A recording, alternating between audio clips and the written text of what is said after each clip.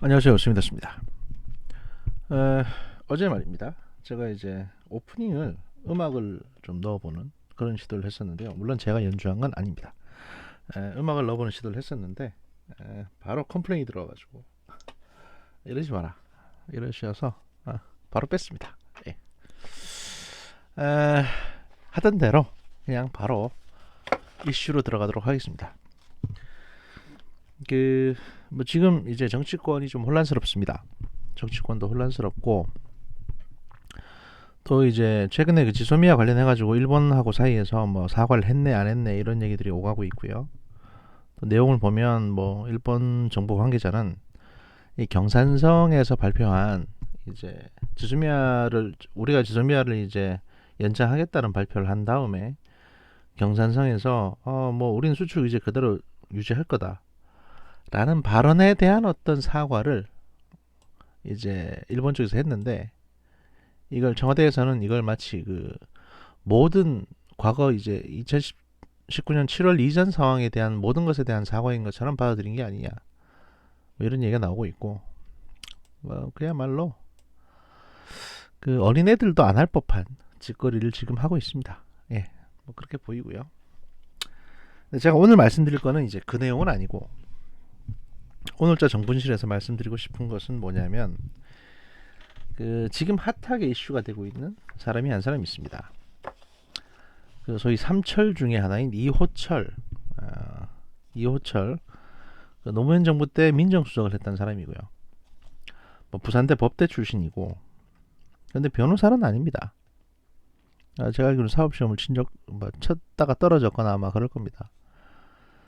근데 변호사도 아닌데 이제 민정수석을 했었고, 그래서 그 당시 이제 그 노무현 정부 때 민정이 엉망이었죠. 예. 뭐 그냥 사실 노무현 정부 때부터 그랬던 것 같습니다. 청와대 수석 비서관 자리가 그냥 직장 없는 사람들 한 자리씩 월급 받게 해주는 뭐 그런 자리가 되어버렸던 것 같고요. 지금도 사실은 크게 다르진 않은 것 같습니다만. 아무튼 그때 역할을 했던 이호철 씨에 대해서 지금 한창 말들이 많습니다. 유재수 씨의 배우다 또는 저기 뭐 부산의 사실상 부산시장이다. 지금 실세다. 실세 중에 실세다. 사실상의 문재인 대통령의 어떤 그 뭡니까 저기 수렴 청정을 하고 있는 사람이 이호철 아니냐. 뭐 이런 얘기가 나오고 있습니다. 근데 저희가 이제 지난번에 그 최순실 건도 그렇고 옛날에 이제 물뚝님께서 그 보좌관들이 이런 이제 청와대 수석들이나 이런 사람들이 소위 말해서 자기의 어떤 그 자기가 맡은 직분 이상의 권한을 행사하는 거에 대해서 문제제기를 많이 했던 것처럼 이호철 씨도 지금 상당히 현실 정치에 영향을 끼치고 있는 것처럼 보이는데 이 사람이 직함이 없습니다. 공적인 직함이. 이렇게 되면 이것도 이제 국정농단이 됩니다. 왜냐하면 권한만 있고, 그러니까 드러나지 않은 실세로서의 권력만 가지고 있고 책임져야 되는 어떤 책임이 하나도 없는 공식 직함이 없는 사람이라면 절대로 정치에 개입해서는 안 되는 거거든요. 그런데 버젓이 개입을 하고 선거에도 개입하고 책임은 지지 않고 이게 사실은 막후 정치, 저희 비선 정치 이제 폐해인데 이걸 지금 전형적으로 보여주고 있다. 그래서 조국 씨에 대해서 출마해라 마라 좌지우지한 것도 그렇고 사실상 지금 삼철이라고는 합니다만 삼철이 누구냐면 이제 전해철, 양정철, 이호철 이 세 사람을 말하는데 그 노무현 대통령 시기 때 청와대 뭐 수석으로 있었던 뭐 그런 비서관으로 출신이었던 이런 소위 말해서 최측근이라고 불리는 노무현 정부의 최측근이고 그 다음에 이제 문재인 대통령을 만드는 또 최측근이었던 이 세 사람을 소위 삼철이라고 부릅니다. 그런데 이 삼철 정치에서 삼철 중에 이제 이호철 씨가 사실상 양정철과 전해철을 거느리고 있는 우두머리처럼 되어 있거든요. 그리고 이호철 씨는 그 문재인 대통령과 노무현 대통령도 이제 노변, 문변 이렇게 부릅니다. 감히 싸가지 없이 노변, 문변은요 마목의 변호사하고 가장 가까울 때 그냥 부른 이름입니다. 박변, 이변, 김변 이런 것처럼. 근데 상하 관계에서 또는 뭐 지가 말로는 무슨 주군으로 모셨다고 하는 인간이 다른 사람하고 얘기할 때 노변, 문변 하는 게 이게 과연 기본적으로 이 두 사람에 대해서 이 이호철 씨가 어떤 생각을 갖고 있는지, 자기 아랫사람이라고 생각하는 건 아닌지, 하여튼 뭐 그런 의식의 전반을 다 보여주는 건데요. 제가 기사 몇 편을 가지고 왔습니다. 이 기사에는 그 분석 기사도 있고 그 다음에 인터뷰 기사도 있습니다. 그래서 이 내용들을 검토해 보면서 이호철 씨가 과연 본인이 말하는 것처럼 자유인이고 그냥 이 정권이나 권력이나 정치에는 아무 관심이 없는 사람인지, 아니면 현 정부의 실세이고 가장 위험한 약점인지, 현 정부에서 가장 취약점인, 가장 치명적인 포인트인지를 알아보고자 합니다. 이번 시간에는 그 중간에 끊어지는 거 없이 풀로 시간이 얼마나 걸리든 진행을 하겠습니다. 첫 번째 기사는요, 2017년 5월 10일에 나온 기사입니다. 대선 직후죠. 연합뉴스에서 나온 기사인데, 이호철 정권 교체로 할 일 다 했다, 자유 위에 먼 길 떠난다는 제목의 기사입니다. 이 연합뉴스에서 기획 기사가 아니라 왜 이 기사가 나왔냐면, 윤승용 전 청와대 홍보수석이 자신의 페이스북에 이제 이호철 씨의 글을 소개하는 형태로 해서 올려놓은 겁니다. 일종의 편지 형태의 글인데요. 뭐 그냥 내용을 소개해드리고 읽어보시면 대체적으로 이제 아실 겁니다. 일단 읽어드리겠습니다. 문재인 대통령의 최측근으로 꼽히는 이호철 전 청와대 민정수석 비서관이 문 대통령의 취임일인 5월 10일 자유를 위해 먼 길을 떠난다라며 출국 소식을 알렸다라는 제목입니다. 이 글에서 이제 이 전 수석은 마침내 정권 교체가 되고 제가 존경하는 노변, 문변 두 분이 대통령이 됐다. 살아오면서 이만한 영예가 어디 있겠느냐. 영광이다 라고 남겼다고 합니다. 그러면서 삼철이라고 불리는 우리는 범죄자가 아니다. 문 대통령이 힘들고 주변에 사람이 없을 때 곁에서 묵묵히 도왔을 뿐이라며, 그럼에도 정치적 반대자들은 삼철을 공격했고 일부 언론은 이를 증폭시켰다. 이런 비난과 오해가 옳다거나 마음에 들지는 않지만 괜찮다. 담담하게 받아들이겠다. 그리고 정권 교체는 이루어졌고 제가 할 일을 다 한 듯하다. 마침내 저도 자유를 얻었다. 저는 권력이나 명예보다 자유롭기를 원해왔고 저의 자유를 위해 먼 길을 떠난다 라고 했습니다. 또 촛불 대선에 참여하면서부터 떠날 준비를 했다. 올해 초 캠프에 참여하면서 비행기표를 예약했다. 돌아올 집이 있고 돌아와 만날 가족과 친구들이 있기에 쉽게 떠난다. 쉽게 떠나는 만큼 머지않아 돌아올 것이고 문재인 정부에서 깨어있는 시민으로 벗들과 함께 살아갈 것이다 라고 남겼다고 합니다. 그리고 마지막에 어제 비오는 봉화마을에 다녀왔다. 언제나 비가 오면 왠지 울적했는데 어제 비는 하늘에서 내리는 기쁨의 눈물 같아서 나중에는 우산도 접고 그냥 비를 맞았다. 정권 교체와 새로운 대한민국을 위해 그리고 저를 믿고 문 대통령을 도와주신 분들께 감사드린다 라고 하고 마지막에 인천국제공항에서 이호철이라고 글을 남겼다고 합니다. 뭔가 억울한데 잠깐은 떠나 있겠다 라는 거죠. 네. 그리고 인천국제공항에서 이호철이라고 마지막에 썼다는 것 자체도 나 지금 잠깐 나간다 라는 걸 보여주는 거죠. 문제는 이 글을 소개한 윤승용 전 청와대 홍보수석, 이 사람도 이제 아마 노무현 정부 당시에 청와대 홍보수석일 텐데요. 이 사람의 표현을 보면 거슬리는 부분이 많습니다. 뭐냐면 라고 글을 소개한 윤 전 수석은 가슴 한켠이 먹먹해진다 라고 하면서 이 전 수석은 삼철로 불리며 상대 진영의 비난을 받았다. 아쉬움과 미련을 훌훌 털어버리고 떠나는 그가 부럽지만 측근이라는 이유로 하방하는 신세가 짠하기도 하다 라고 글을 썼습니다. 하방이라는 표현을 썼거든요. 아시다시피 하방이라는 거는 그 중국에서 이제 고위 그 공직자가 될 만한 사람이 잠시 지방에 내려가서 소위 말해서 이제 일단 유배가는 걸 말합니다. 잠시 내려가서 이제 쉬었다 올라오는 걸 얘기하는 건데 이걸 하방이라고 표현합니다. 근데 이거는 하방이라는 의미는요, 어떤 뜻을 담고 있냐면 나는 귀족인데 내가 잠시 내려갔다 오는 거야 라는 의미를 담고 있거든요. 이게 상당히 계급의식과 특권의식이 배어있는 단어가 사실은 하방입니다. 그런데 이런 단어를 쓰는 거죠. 이런 의미를 쓰면서 좀 짠하다라고 표현을 하는 거죠. 그래서 이제 기존에 그 노무현 대통령의 측근이었던 사람들의 어떤 그 소위 말해서 친문이라고 하는 사람들의 그 정치권 내에서의 어떤 계급의식, 특권의식 이런 것들을 전형적으로 보여주는 단어고요. 그에 앞서 이제 이호철 씨의 저런 표현 자체도 대통령 취임식 날 자기는 이제 떠나면서 일종의 약간은 울분 섞인 듯한 약간 자의반 타의반의 이제 외유라는 것을 보여주는 겁니다. 사실은. 그리고 이제 인터뷰 기사가 있습니다. 이 기사는 중앙일보에서 나온 이제 논설위원이 간다라는 형태의 이제 인터뷰 기사고요. 2018년 1월 16일에 입력이 됐습니다. 그러면 적어도 보자. 이 기자와 이호철 민정수석이 만난 거는 2018년 1월 14일에 만났습니다. 기사 내용을 좀 읽어드리면서 소개를 해드리겠습니다. 이호철 전 청와대 민정수석은 사실상 은둔 중이었다. 부산시장 출마설이 지난해 불거진 뒤 언론, 정계 인사들과 접촉을 끊었다. 그러니까 2017년 말에 부산시장 출마설이 불거졌다는 거죠. 2017년 5월달에 외국으로 가겠다면서 하방하신 분이 2017년 말, 그러니까 불과 한 6개월도 채 이르지 않아서 2018년 선거에 부산시장으로 출마할 것 같다, 저 양반이. 뭐 이런 식의 얘기가 도는 겁니다.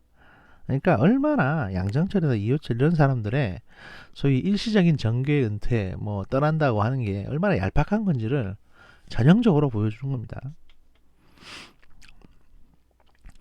하여튼 부산시장 출마설이 지난해 불거진 뒤 언론 정계 인사들과 접촉을 끊었다.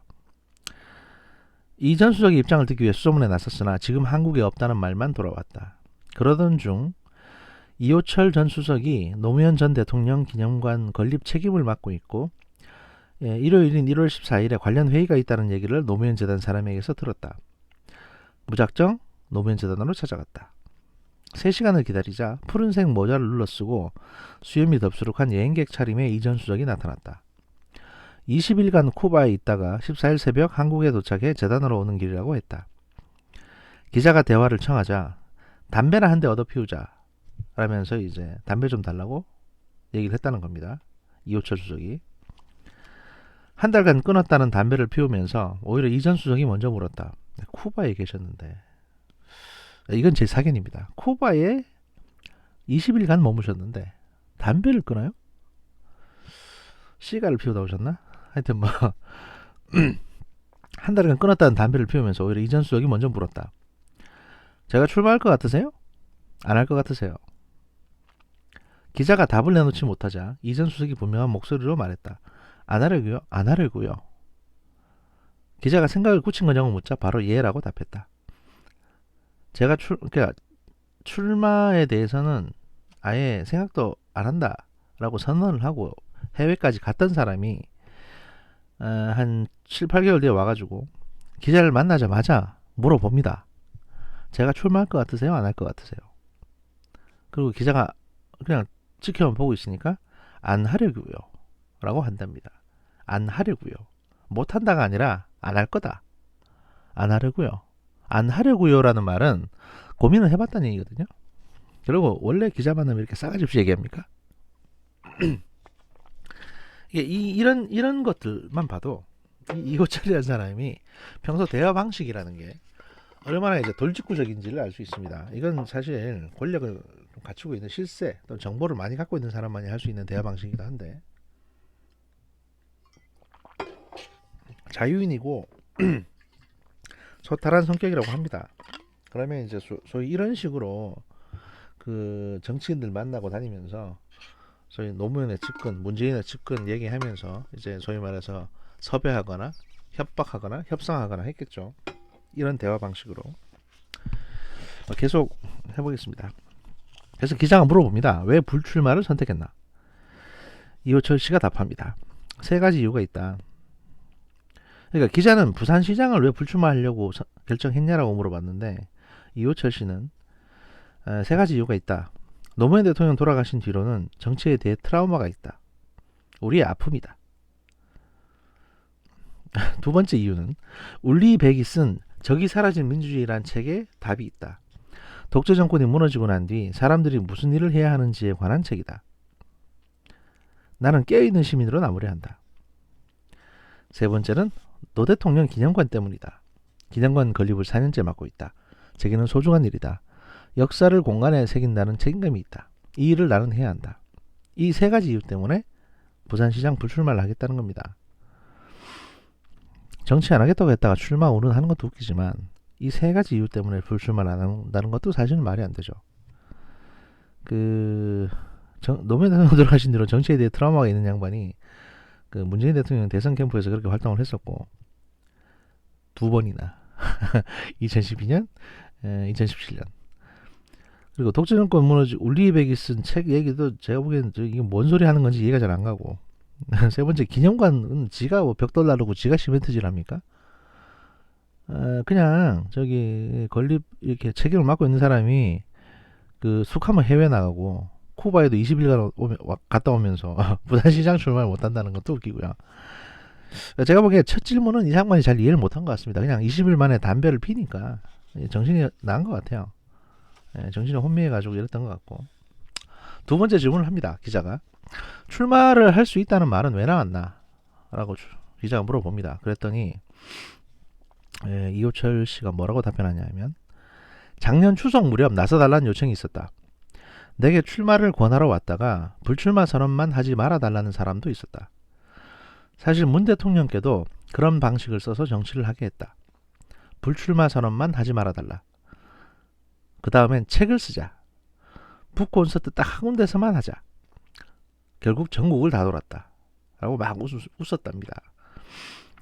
부산을 바꿔보자는 그 간절한 마음들 때문에 잠시 불출마 발표를 미뤘지만 한 번도 출마를 생각해 본 적이 없다. 문재인 정부가 성공한 정부가 되는 것이 중요하다. 여러 영역에서 희생과 헌신이 필요하다.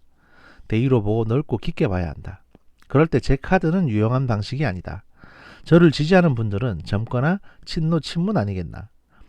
나중에 친노 친문인 전해철, 박남춘, 김경수 의원이 다 경선에 나올 텐데 선거 과정에서 오히려 문재인 정부의 부담이 될 수도 있다. 라고 답변합니다. 하여튼 더럽게 길게 답변을 했는데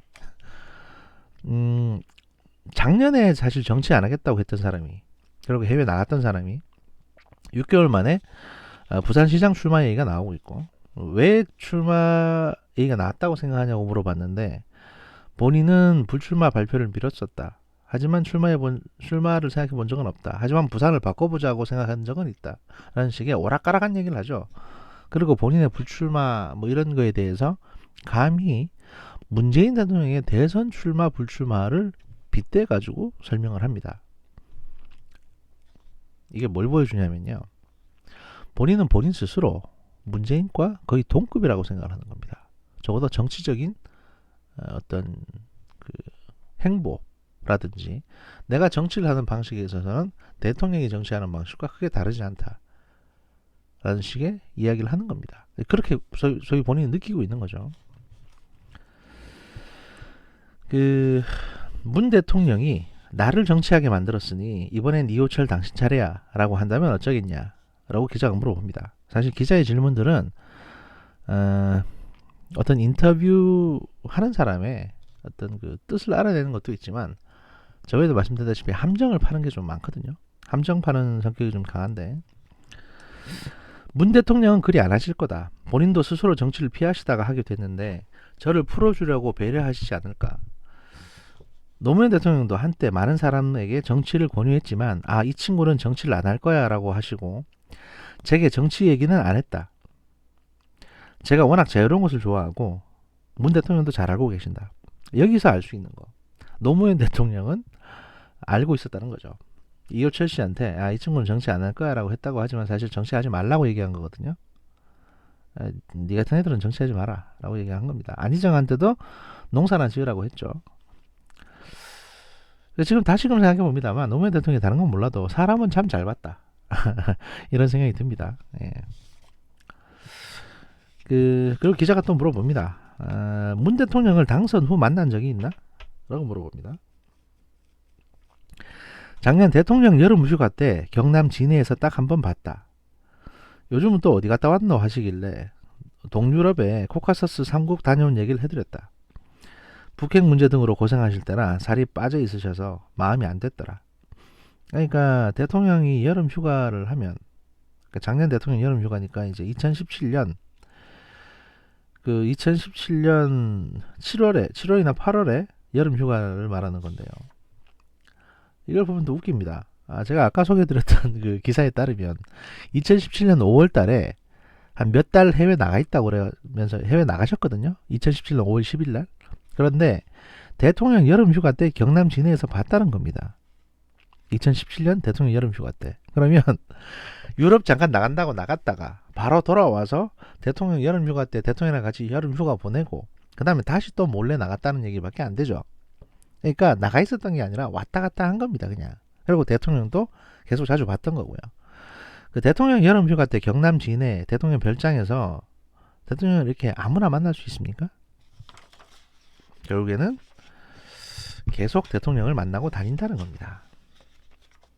떠난다고 해놓고서는 현실 정치만 떠나겠다는 거죠. 이러고 계시는 거고요. 기자가 또 물어봅니다. 대통령 최측근이라고 무조건 정치에 참여하지 않는 게 바람직한 건지 잘 모르겠다라고 기자가 이제 물어봅니다. 이건 사실 기자가 함정을 제대로 파는 거죠. 이호철 이게 뭐라고 대답하는지 한번 보자라는 식으로 이제 기자가 함정을 파는 건데, 여기에 이호철 씨가 걸려듭니다. 이호철 씨는 이렇게 답변합니다. 나도 잘 모르겠다. 하지만 우린 그렇게 하기로 했다. 새로운 시도다. 2012년 안철수 후보와의 단일화 때 삼철 배제가 조건이었다. 여기서 삼철은 이호철, 전해철, 양정철입니다. 우리 진영 내부에도 삼철 프레임이 셌다. 삼철 때문에 이제 좀 곤란하다, 이런 프레임이 강했다는 겁니다. 2016년 4월 총선 때 민주당 지도부가 출마할 생각도 없는 나한테 불출마 선언을 해달라고 하더라. 나는 할 수 있는데 다른 두 사람한테 이름 끝 글자가 같다고 불출마하라고 하면 되느냐고도 했다. 대선 때도 공직 포기 선언을 해달라고 문재인 캠프의 중진 의원이 요청했다. 그때도 저는 약속을 할 수 있지만 두 사람은 아니다라고 했다는 겁니다. 그래서 이호철 씨는 나는 약속해 줄 수 있는데 양정철이나 전해철이한테까지 강요하지 마라 라고 말했다는 건데요. 이건 사실 뭐 본인 얘기니까 확인할 수는 없고요. 그래서 기자가 물어봅니다. 결국 양정철 비서관도 떠났다 라고 물어봅니다.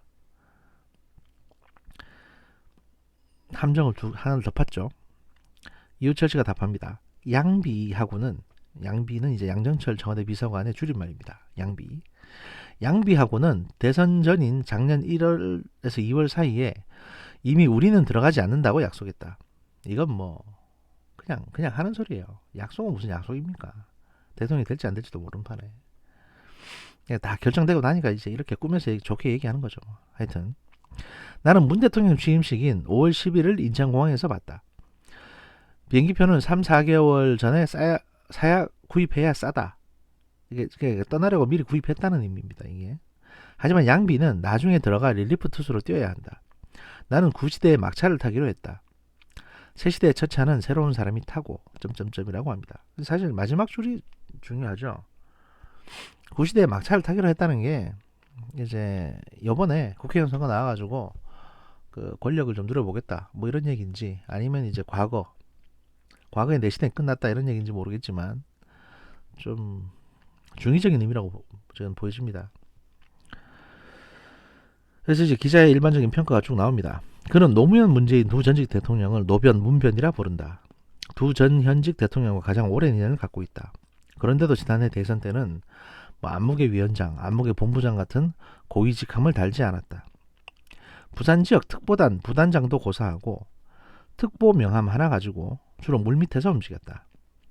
오고돈 전 해수부 장관, 정경진 전 부산부시장을 영입해서 부산 빅텐트를 성사시켰고, 새누리당 출신 전직 시의회 인사들을 접촉하는 등 취약질을 공격했다.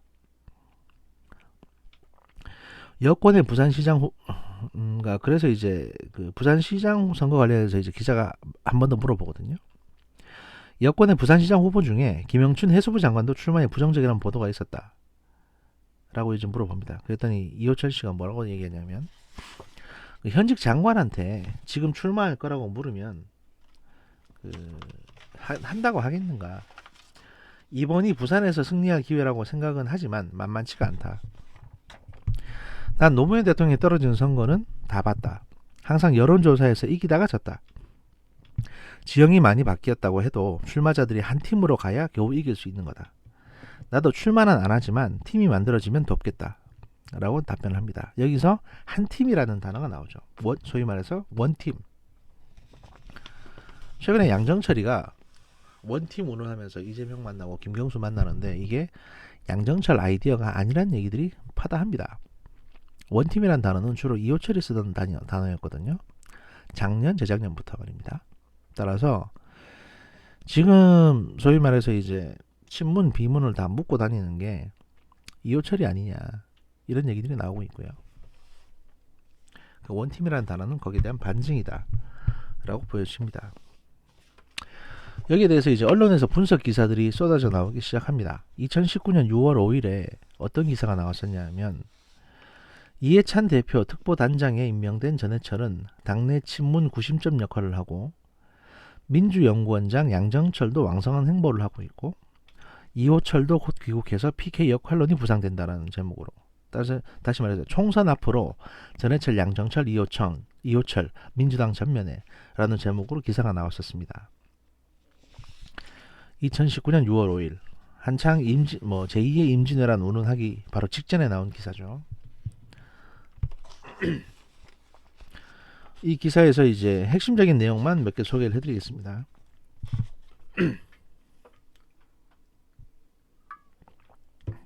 문재인 정권 출범 후 이선 후퇴와 백의 정권을 택했던 대통령 최측근 삼철이 내년 4월 총선판을 겨냥해 전면에 등장하고 있다.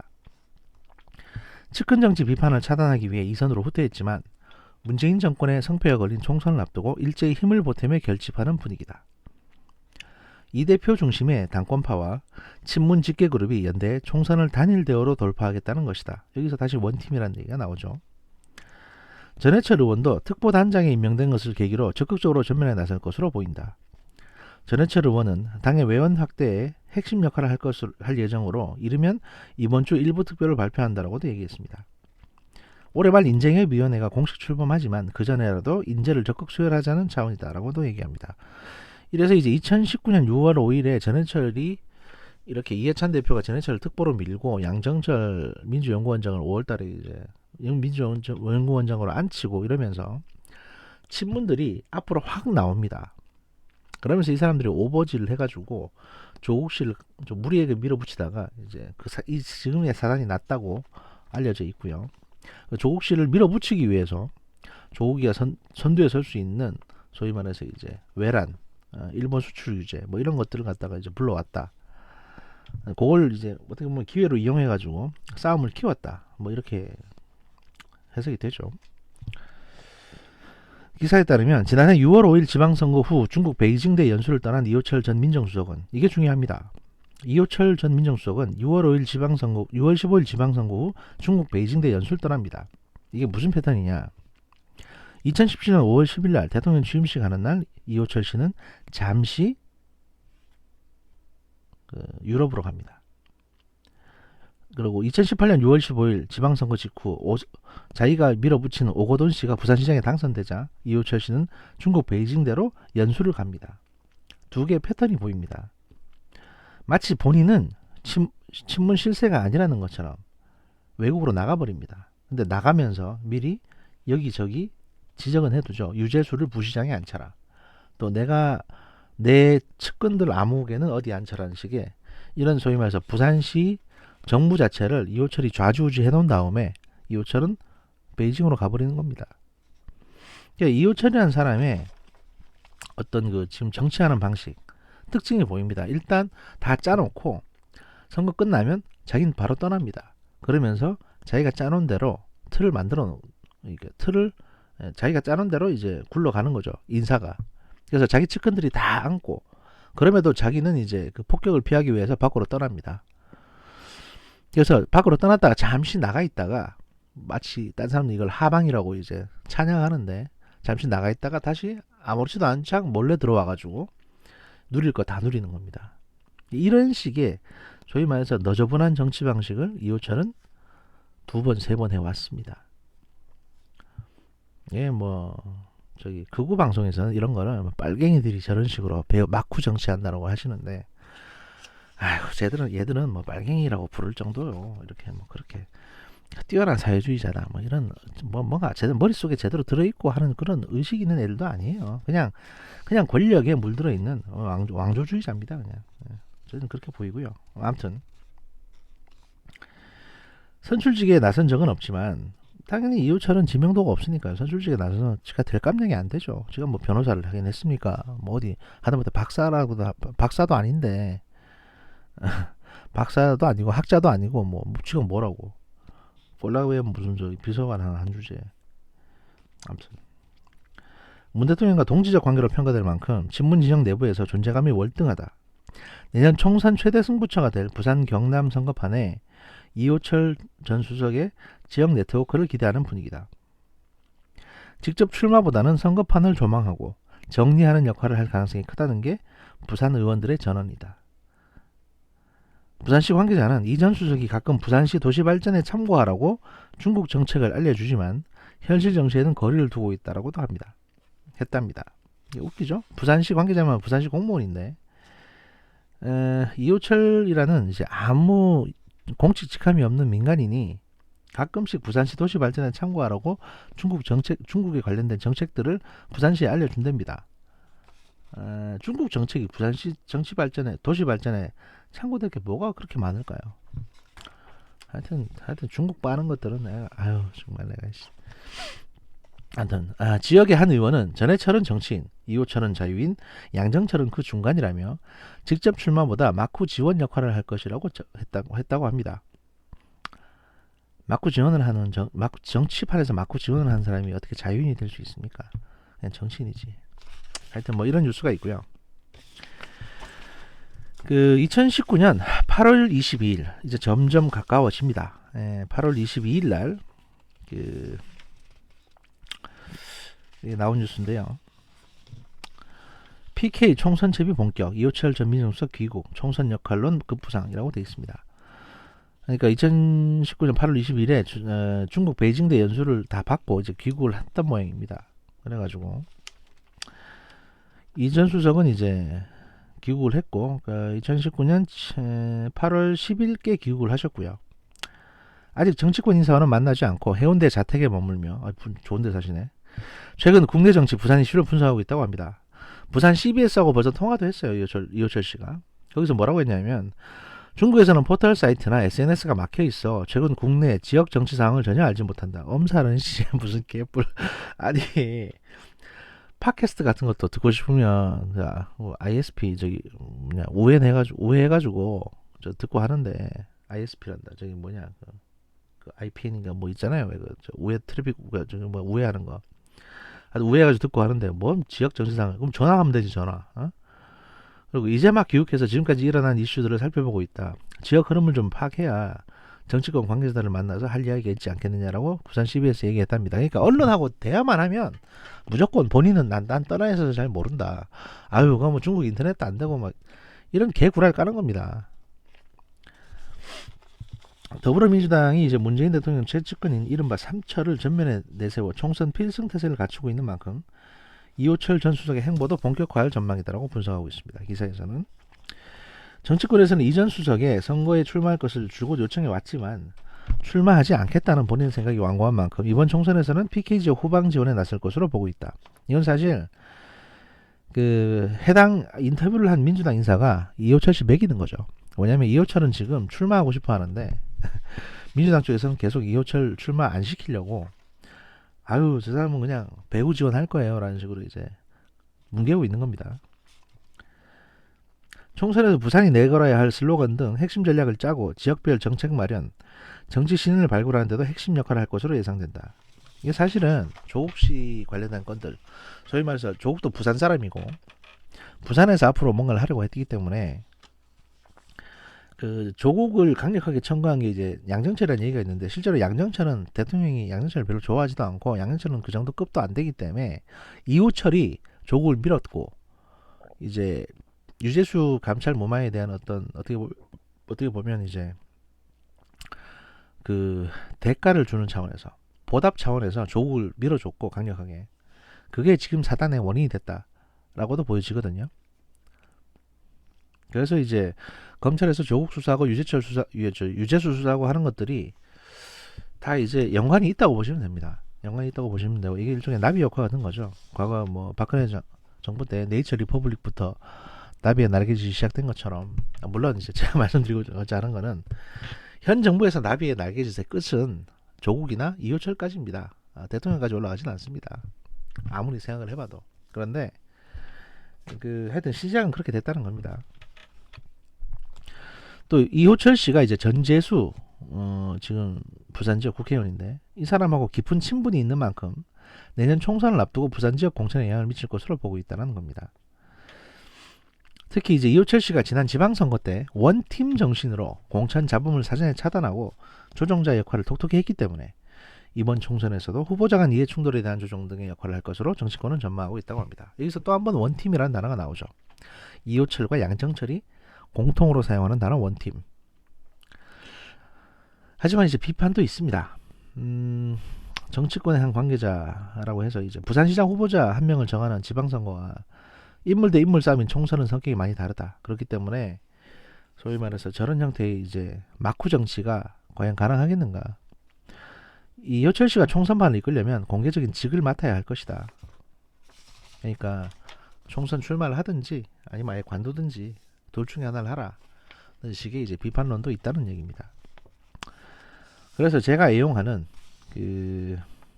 소위 말해서 이제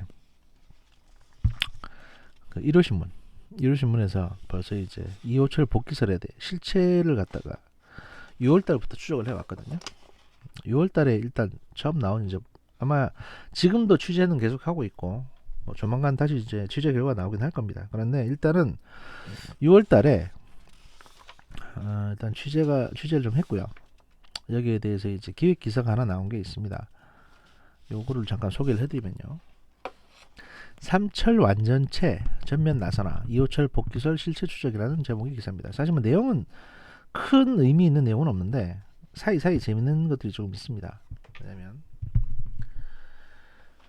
친문 패권주의 측근 정치라는 비난을 의식해서 이선 후퇴와 복귀를 반복해왔던 삼철이 당 전면에 나서려는 이유는 무엇일까? 라는 제목으로 이제 라는 의문부터 이 기사는 출발합니다. 천영식 전 청와대 홍보기획비서관은 최근 언론 인터뷰에서 박근혜 전 대통령 문고리 3인방이 부정적인 평가를 받기도 했지만 정작 어려운 시기에는 필요했다. 위기의 순간에는 대통령을 잘 이해하는 참모가 나서야 한다. 라는 식으로 이들이 지금 갖고 있는 어떤 실세들 복귀에 대한 어떤 정치적인 견해를 드러냅니다. 내년 총선에는 문재인 정부 명운이 걸려있는 게 사실입니다.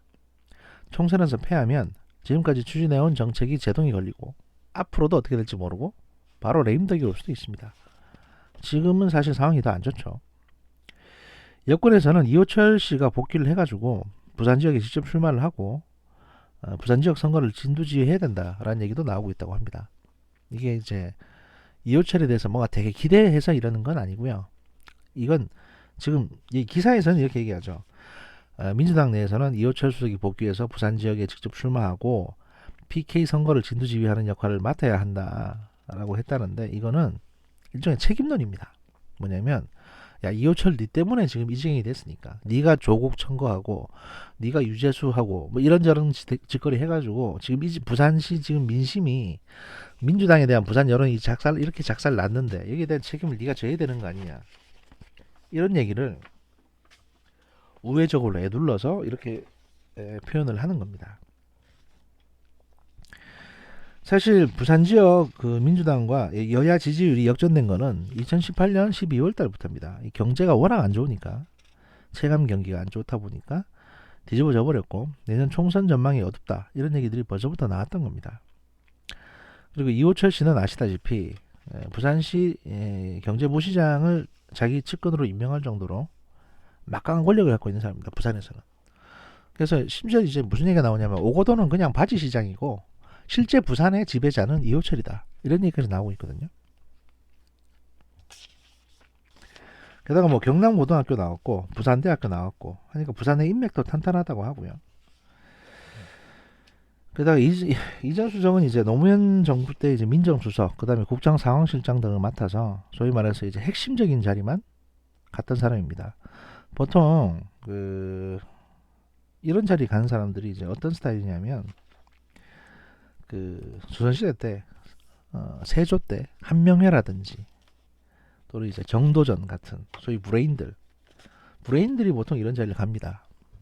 그리고 지금 이제 문재인의 남자라고 불리는 소위 말해서 이제 국정상황실장을 맡고 있는 윤건영이라는 사람이 있습니다. 이게 아마 이제 삼철 플러스 윤이라고 해가지고 문재인 정부의 어떤 실세 중에 실세라고 불리는데, 이 사람도 지금 청와대 그만두고 나와서 이제 총선 출마하려고 하고 있거든요. 그러니까 뭐 보시면 아시겠지만 양정철이 앞으로 어떻게 될지 모르겠습니다만 전해철이나 이호철이나 또는 이제 윤건영도 그렇고 계속 문재인 대통령을 끝까지 모시겠다고 했던 양반들이 하나같이 선거만 바라보고 있습니다. 내년 국회의원 선거만. 김현정이나 누굽니까 지금 안보실장 그 양반도 그리고 국정원장도 그렇고 정의용 안보실장이나 서훈 국정원장도 그렇고 제가 보기에는 전부 다 지금 내년도 국회의원 선거만 보고 있어요. 대통령 임기는 이제 한 2년 남았고 국회의원 임기는 내년부터 시작하면 4년이죠. 그러니까 한 4년, 지금부터 시작해서 자기들의 권력을 4년 반 정도는 더 유지할 수 있는 게 어떻게 보면 내년 국회의원인 겁니다. 정의원은 김현정이나 정의용이나 서훈이나 소위 말해서 이호철이나 이런 지금 한 나이 60쯤 된 사람들, 또 60에서 65세쯤 된 사람들이 한 4, 5년 권력을 더 누리면 평생 권력 다 누린 겁니다. 그리고 70 넘어가면 그런 사람들 감옥에 잘 안 넣거든요. 평생 권력을 누리는 거죠, 이렇게. 우리가 보기에는 그냥 2년, 4년짜리 권력 같지만 이 사람들은 지금 인생의 말년에서 한 땀 한 땀 더 얻어가고 있는 겁니다. 이게 평생 누리는 거죠, 사실은. 이걸 위해서 지금 자기가 모시고 있는 문재인 대통령조차도 배신하고 문재인의 어떤 그 정책이나 어떤 정권이나 이런 거에 안위하는 전혀 상관없이 모두가 다 자기 정치만 하고 있습니다. 이제 고작 대통령 임기 절반 지났는데 이런 정권이 과연 있습니까? 제가 묻고 싶은 겁니다. 심지어 박근혜 정부도 이 정도까지는 아니었습니다. 차라리 돈을 헤쳐먹는다 그러면 이해를 합니다. 뭐 몇억, 몇백억 이렇게 예를 들어서 뭐 뇌물을 받아 챙긴다거나 뭐 재산을 불리고 싶어 한다거나 이건 제가 이해를 하겠는데, 자기들의 정치적인 영향력을 한 4년, 5년 더 연장하기 위해서 지금 2년 반 남은 대통령을 만신창이로 만들고 있는 겁니다. 보좌도 하지 않고 보좌관의 자리에 앉아 있으면서 보좌를 하지 않고 그저 자기들 면피하려는 목적으로만 이렇게 저렇게 말을 바꾸고 있는 겁니다. 저 솔직히 이런 사람들은 처음 봅니다. 이렇게 무책임하고 이렇게 진짜 우왕좌왕하는 사람들은 처음 봅니다. 내 자신을 버려야 다 산다고 했습니다. 그런데 이 사람들은 지금 자기 혼자 살려고 전부 다를 버리고 있는 상황입니다. 그런 사람들이 현 정부 청와대에 모두 모여 있는 것처럼 보입니다.